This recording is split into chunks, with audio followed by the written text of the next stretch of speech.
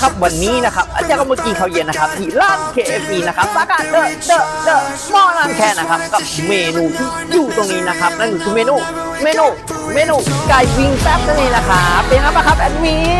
นเอาไงดีไม่รอช้าก็เริ่มเลยนะนี่นะครับขออนุญาตนะครับยิ้มเลยนะครับขออนุญาตครับแล้วก็